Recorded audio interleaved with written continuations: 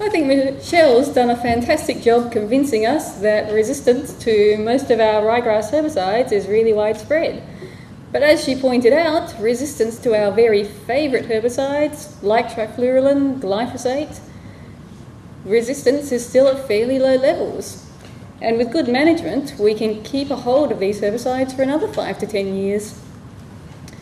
Now, good management of herbicides involves delaying resistance development, the same integrated weed management message you've heard for decades. The other section of good management that we haven't heard about quite as much is managing gene flow. For some herbicides, like the group A's and B's where resistance develops easily, managing gene flow is not a major issue. But for herbicides like glyphosate, where it's really difficult to develop resistance, then gene flow from resistant populations is going to be a major source of resistance. Gene flow in annual ryegrass can be through seed movement or pollen movement, since it is a cross-pollinated species. Seed movement, I wouldn't say it's easy to manage, but at least it's straightforward to manage. You practice adequate farm hygiene, make sure you're not transferring seeds in grain or vehicle movement, and you won't get gene flow from seed movement. Gene flow from pollen movement, that's a bit more challenging. Roberto at ARI did some really excellent work to show that ryegrass pollen could spread several kilometres. Luckily for us, that doesn't happen very often. If you have a ryegrass plant, it's much more likely to be pollinated by the ryegrass plants right next to it than the ryegrass plants several kilometres down the road. So what you have to think about is what's the state of those plants right next to your ryegrass plant. You can't you can't avoid pollen movement. It's there in the air, there's nothing you can do about it. But you can delay resistance spread from pollen. If you have a nice field full of susceptible ryegrass plants and you think you have a glyphosate-resistant population over the fence, you can either ensure that there are no susceptible plants in your field, which might be possible in a continuous cropping situation. Just make sure you destroy those ryegrass seeds at harvest so they are resistant. You don't have to worry about them next year. Alternatively, you can maintain a really dense population of susceptible ryegrass because that increases the amount of susceptible pollen comparative to the resistant pollen. And as I said, your susceptible plant is much more likely to be pollinated by susceptible neighbours than by the plants over the fence.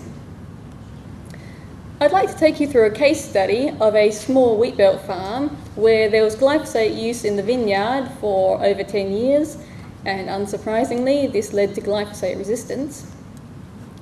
This is the farm in question. You can see the vineyard in the middle there, citrus orchard over there. These fields surrounding the farm were mainly ryegrass-based pasture. They were occasionally put into crop, but the crop was usually hay or lupin production, something for stock feed, and the farmer had a personal preference for minimal herbicide use, so he didn't use herbicides in this surrounding area. He stuck with non-herbicide weed control. There was consistently a dense population of ryegrass.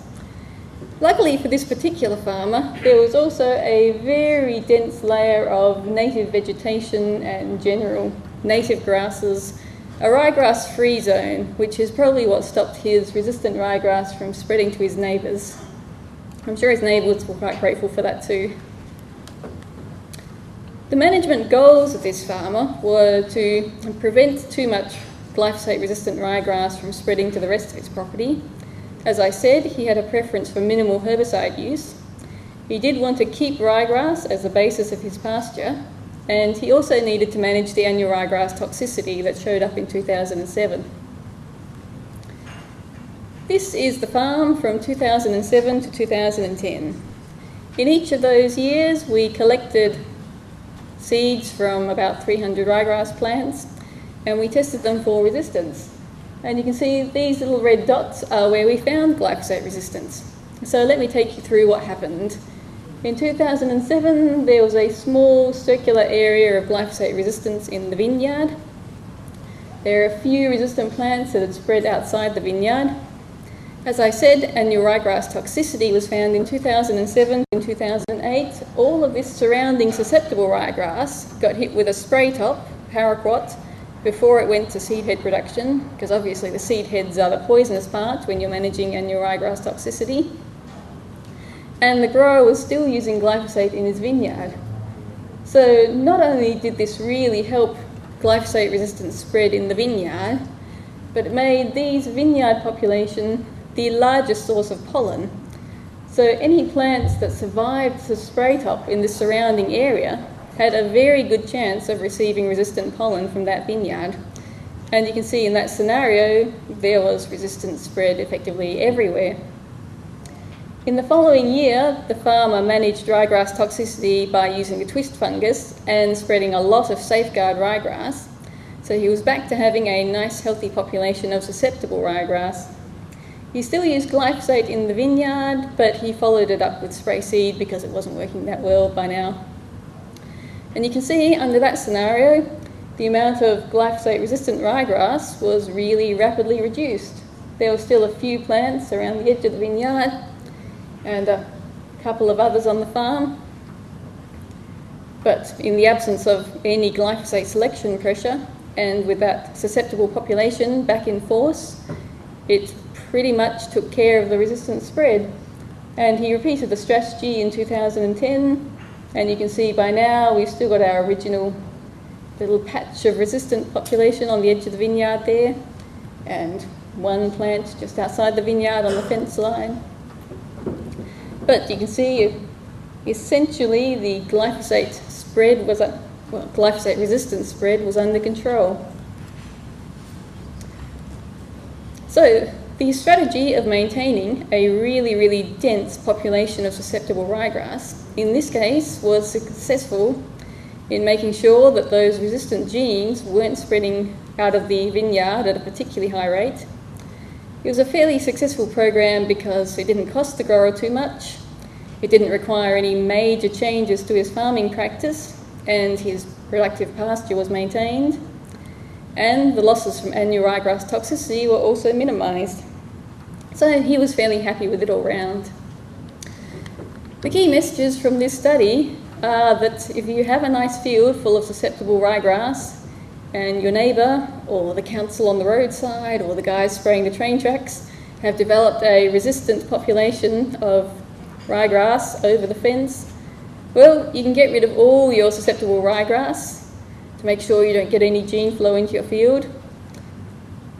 You can maintain a really dense population of susceptible ryegrass as in a permanent pasture system.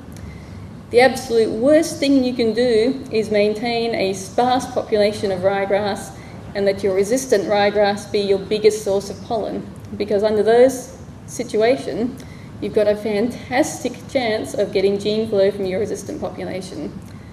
Obviously, this is going to be really tricky for the guys who have a mixed enterprise and have a nice cropping system where they just keep the ryegrass down until it goes back into pasture, and they don't actually want to get rid of all their ryegrass. But I think in those particular situations, they'll just have to rethink the enterprise in that particular field and consider the advantages of continuous cropping or continuous pasture to really manage that susceptible ryegrass population. This work and Michelle's work was funded by GRDC projects, and you can see that both work was assisted by a range of professional and technical staff and farmers, agronomists, the whole farming community. I'm a bit baffled by how maintaining a whole heap of susceptible plants is going to reduce the susceptibility to glyphosate coming in when sparse ones are supposedly going to be worse than having lots of plants. So can you just explain that a bit more? As I said, any ryegrass plant is more likely to be pollinated by the ryegrass plants right next to it than the ryegrass plant a few hundred metres over the fence. So if you have a plant surrounded by susceptible plants, it's going to get that susceptible pollen. You know, you've seen them blowing in the wind, the heads keep hitting each other, that's how a lot of the pollen lands on the other plants. If you have one susceptible plant and there aren't any susceptible plants around it, well then, yes, there's a pretty good chance of the pollen over the fence floating over. You know, it won't be getting a large proportion of pollen. There'll only be a small percentage floating over, but there's still a good chance that the only pollen that plant receives will be resistant pollen, and it will then set resistant seed. Okay. Does that make sense? It's a little bit counterintuitive, like most of the resistance management I've had to do with, it's all numbers based. If you get the numbers down, you have greater success. So. Well, yes, I mean, if eradicating ryegrass is an option, then it's a great option. Obviously, if you have no ryegrass plants, you're going to have no gene flow. But yeah, there are mixed systems or permanent pasture systems where zero ryegrass is not an option. And again, if you have sparse ryegrass plants and you're making a really big effort to get on top of them and harvest and destroy any seeds they've set, well then that's another great way of presenting the resistance developing, because if they did get resistant pollen, you'll never have to know about it. You just destroyed all the seeds.